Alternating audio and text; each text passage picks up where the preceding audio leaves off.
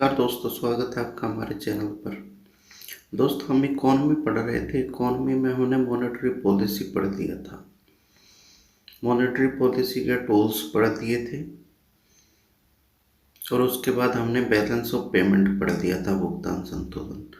आज हम राजकोषीय नीति पढ़ेंगे। राजकोषीय नीति में कई टूल होता है, करारोपण। तो आज हम कर को देखते हैं। ये हमारे सिलेबस में डायरेक्ट लिखा है, डायरेक्ट एंड इनडायरेक्ट टैक्सेस। तो इस टाइप का क्वेश्चन अगर डायरेक्ट टैक्स या इनडायरेक्ट टैक्स से कुछ आएगा या सीधी परिभाषा आती है तो वो 2 या 5 नंबर में आएगी। उसी हिसाब से हम इस टॉपिक को देखेंगे। ठीक है, तो चलो शुरू करते हैं। टैक्स कर कर होता क्या है? कर एक प्रकार का अनिवार्य भुगतान है। अनिवार्य है, ऐच्छिक नहीं होता है। ये अनैच्छिक होता है, अनिवार्य होता है, जो हर हाल में करना ही करना होता है। कर एक प्रकार का अनिवार्य भुगतान है जो कर आधार से संबंधित व्यक्ति या समूह द्वारा सरकार को बिना किसी प्रतिफल के देना होता है। ठीक है, जो कर आधार होता है, जिस बेस पर भी कर लगाया जा रहा है, जैसे इनकम टैक्स है, आय के आधार पर लगाया जाता है, इनकम के आधार पर लगाया जाता है। तो वो इनकम का जो भी बेसिस होगा, जैसे 2.5 लाख से ऊपर इंडिया में टैक्स लगता है। अगर आप कोई सेविंग्स नहीं करते हैं तो कुछ इनकम टैक्स एक्ट 1961 की धारा 80C में कुछ सेविंग्स करने के बाद टैक्स में छूट का प्रावधान है। तो अगर आप वो सेविंग्स नहीं करते हैं तो जैसे ही आपकी इनकम 2.5 लाख से ज़्यादा होगी तो आपको टैक्स पे करना पड़ेगा। ठीक है, तो कर आधार से संबंधित जो भी व्यक्ति होता है या समूह होता है या कोई कंपनी होती है, उसको ये सरकार को पे करना होता है टैक्स, बिना किसी प्रतिफल के। और इसके बदले में जरूरी नहीं है कि सरकार उसको कोई सेवा प्रदान करे। ठीक है, तो ये बिना किसी प्रतिफल के सरकार को अनिवार्य रूप से इसका भुगतान करना पड़ता है, कर आधार से संबंधित प्रत्येक व्यक्ति या समूह को। ये तो हो गई इसकी परिभाषा। अब कर को ना चुकाना या चोरी करना दंडनीय अपराध है, कानूनन दंडनीय अपराध है। जैसे इनकम टैक्स एक्ट 1961 है, अगर कोई व्यक्ति कर नहीं चुकाता है, टैक्स की चोरी करता है, तो उसको दंड दिया जा सकता है। ये दंडनीय अपराध है। अनैच्छिक शुल्क, ये देना ही देना है, इसमें इंसान की इच्छा के ऊपर निर्भर नहीं करता है। ठीक है, टैक्स सरकार क्यों देती है? सरकार की गतिविधियों को संचालित करने के लिए। जो सरकार के खर्च होते हैं, जो सरकार, जैसे भारत में तो कल्याणकारी राज्य की अवधारणा है, तो कल्याणकारी राज्य के रूप में सरकार बहुत सारी सेवाएं प्रदान करती है। जैसे नगर पालिका से पानी आता है, हॉस्पिटल है, एजुकेशन है, एजुकेशन फ्री एजुकेशन दी जा रही है 6 से 14 वर्ष तक के बच्चों को। बहुत सारी गवर्नमेंट स्कीम्स चलाती है, सामाजिक सुरक्षा के लिए योजनाएं चलाती हैं। तो उन सब का खर्च, उन सब को संचालित करने के लिए टैक्स लगाया जाता है। ठीक है, तो अब हम डायरेक्ट टैक्स और इनडायरेक्ट टैक्स पढ़ने से पहले 2 टर्म देखेंगे। एक होता है करापात, एक होता है कराघात। कराघात, तो इनको आप समझो। पहले कराघात को देखो, इम्पैक्ट बोलते हैं इसको इंग्लिश में। तो कराघात का मतलब हुआ इम्पैक्ट ऑफ टैक्स। अगर टैक्स लगाया तो उसका इम्पैक्ट जिसके ऊपर पड़ेगा उसे बोलते हैं कराघात, कि इम्पैक्ट ऑफ टैक्स किसके ऊपर पड़ा। कर का अंतिम मौद्रिक बोझ, अर्थात अंतिम वास्तविक रूप से कर देने वाला।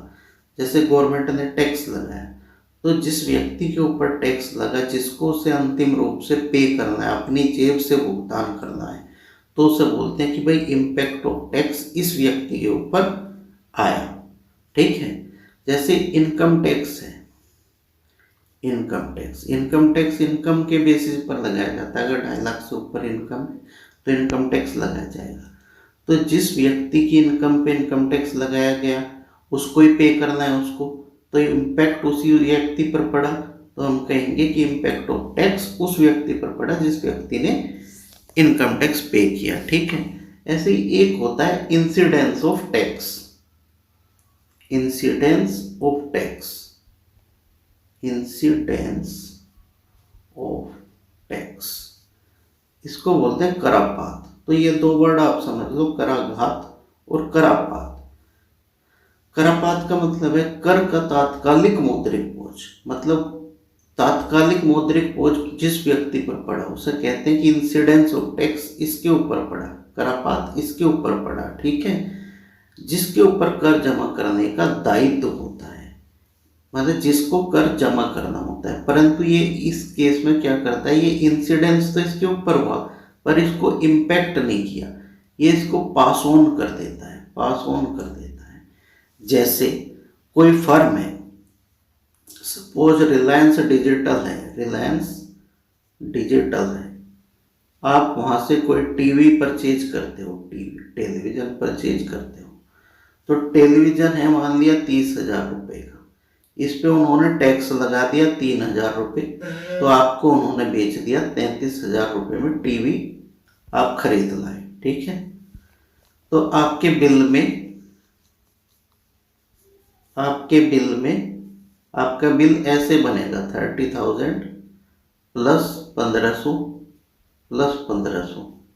एक स्टेट का जीएसटी होता है, एक सेंटर का जीएसटी होता है, इसके बाद अगर कोई सेस वगैरह है तो वो भी ऐड कर दिया जाएगा। तो मान लो कि टोटल 33,000 में आप टीवी परचेज कर लाए।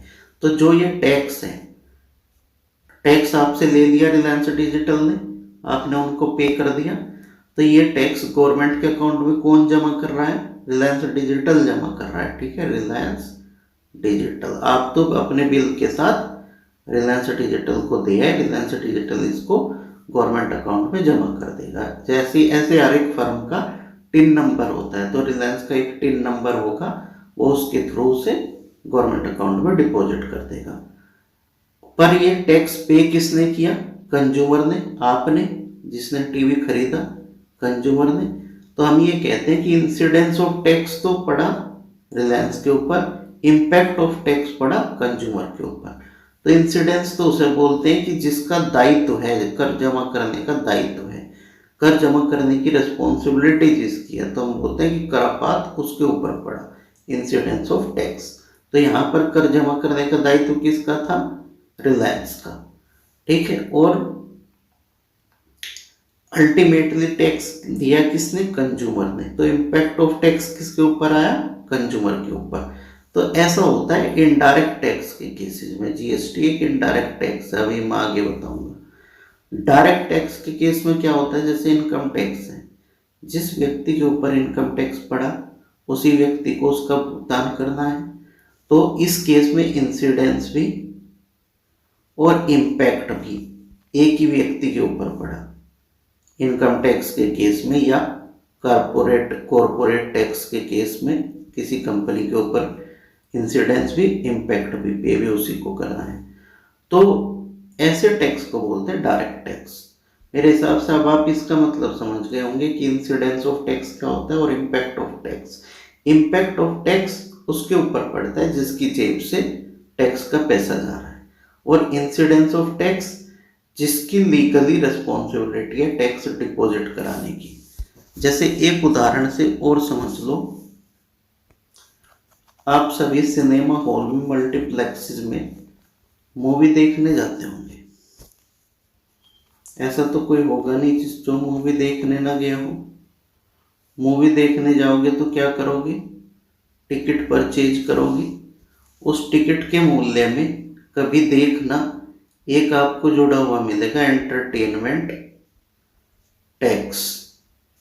तो ये एंटरटेनमेंट टैक्स पे कौन करता है, पे करता है इसको मल्टीप्लेक्स वाला, गवर्नमेंट को पे करेगा मल्टीप्लेक्स वाला, ठीक है, जो मल्टीप्लेक्स का ओनर है। पास ऑन कर देता है वो कंज्यूमर को, जिसको उसने टिकट बेच दी, टिकट में ऐड करके पास ऑन कर दिया, ठीक है।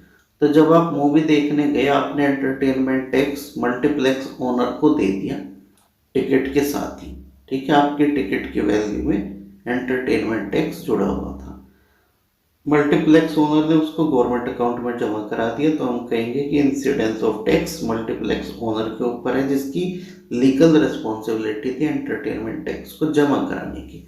इम्पैक्ट किसके ऊपर पड़ा, कंज्यूमर के ऊपर, क्योंकि अल्टीमेटली पैसा उसकी जेब से गया।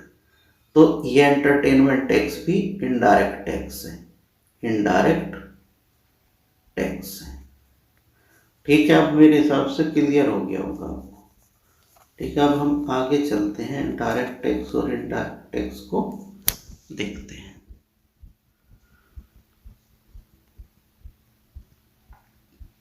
हाँ देखो, डायरेक्ट टैक्स को बोलते हैं प्रत्यक्ष कर और इनडायरेक्ट टैक्स को बोलते हैं अप्रत्यक्ष कर। ये देखो, प्रत्यक्ष कर जिस व्यक्ति पर आरोपित, जिस व्यक्ति पर लगाया गया उसी से वसूला जाता है। जिस व्यक्ति पर लगाया गया, आरोपित किया गया, उसी से वसूला जाता है, वसूला जाता है। अन्य व्यक्ति को स्थानांतरित नहीं किया जा सकता। मतलब कराघात और करापात दोनों एक ही व्यक्ति पर, इंसिडेंस ऑफ टैक्स और इम्पैक्ट ऑफ टैक्स दोनों एक ही व्यक्ति पर होता है। मैं बताया था ना कि डायरेक्ट टैक्स को पास ऑन नहीं किया जा सकता किसी अन्य व्यक्ति पर। जैसे इनकम टैक्स है, मैं नौकरी करता हूँ, मेरे ऊपर इनकम टैक्स लगता है, तो मैं उसको पास ऑन थोड़ा ही कर सकता हूँ, मुझे अपनी जेब से देना पड़ेगा। ऐसे निगम कर है, कॉरपोरेट टैक्स है, यह है इनकम टैक्स, यह है कॉरपोरेट टैक्स। संपत्ति कर है, वेल्थ टैक्स। अगर मेरे पास संपत्ति एक लिमिट से ज़्यादा है तो वेल्थ टैक्स लगता है, वो भी मुझे अपनी जेब से ही करना, जेब से पे करना है। पूंजी लाभ कर, यह कैपिटल गेन टैक्स। इसमें भी ऐसा ही होता है कि मान लिया मुझे पूंजी का लाभ हुआ तो मुझे उसको पे करना है। यह प्रतिभूति विनिमय कर, सिक्योरिटी ट्रांजैक्शन टैक्स। ठीक है, तो प्रत्यक्ष कर में कराघात और करापात दोनों एक ही व्यक्ति पर होता है। उसे किसी अन्य व्यक्ति को, जिस व्यक्ति पर कर आरोपित किया जाता है उसी को उसका भुगतान करना पड़ता है। प्रत्यक्ष कर को किसी अन्य व्यक्ति को स्थानांतरित नहीं किया जा सकता है। अप्रत्यक्ष कर, अप्रत्यक्ष कर में कराघात और करापात भिन्न भिन्न व्यक्तियों पर होता है। जो मैं आपको उदाहरण दिया था जीएसटी का,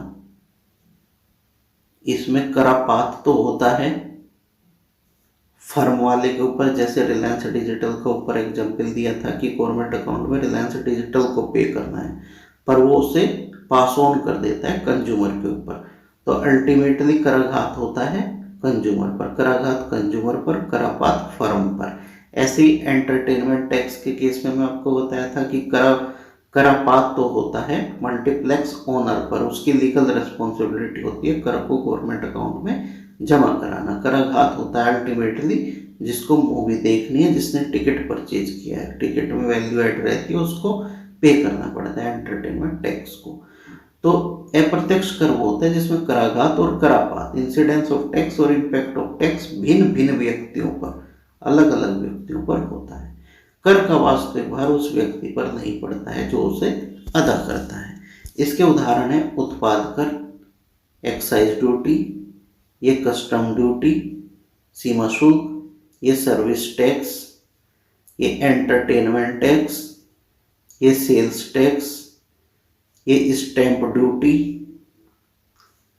ये मोड वैट, ये है संशोधित मूल्यवर्धित कर, मॉडिफाइड वैट, यह केंद्रीय मूल्यवर्धित कर, सैनवैट बोलते हैं इसको, सेंट्रल वैल्यू एडेड टैक्स, ये मॉडिफाइड वैल्यू एडेड टैक्स, ये केंद्रीय बिक्री कर, सेंट्रल सेल्स टैक्स, ये वस्तु एवं सेवा कर, goods and services tax, GST.